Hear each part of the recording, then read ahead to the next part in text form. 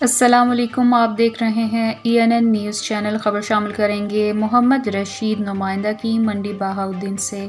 منڈی بہاؤالدین پاک فوج کے حق میں انجمن تاجران منڈی بہاؤالدین کے صدر حاجی عبدالمجید کی قیادت میں ایک عظیم الشان ریلی نکالی گئی۔ ریلی کالج چوک سے شروع ہوئی اور شہر کے مختلف بازاروں سے ہوتی ہوئی پریس کلب کے سامنے پہنچی۔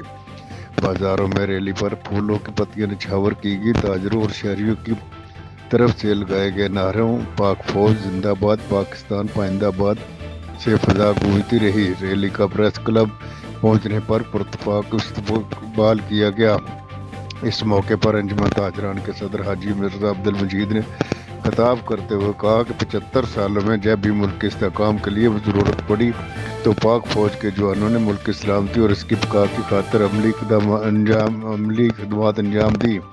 سیلاب سمیت کوئی بھی آفت آئی تو پاک فوج کے جوان قوم کے شانہ بشانہ کھڑی ملی۔ پاک فوج ہماری ریڈ لائن ہے، جو اس کو کراس کرنے کی کوشش کرے گا اس کے خلاف 22 کروڑ عوام سے سپلائی ہوئی دیوار ثابت ہوگی۔ اس موقع پر پاک فوج کے حق میں زبردست نعرے بازی ہوتی رہی۔ اعجاز احمد جنجو اور دیگر مقررین نے اپنے خطاب میں مزید کہا کہ ملک سے دہشت گردی کے خاتمے میں پاک فوج کے جوانوں نے جام شہادت نوش کر کے جو قربانیاں دی ان کو کبھی بھی فراموش نہیں کیا جا سکتا۔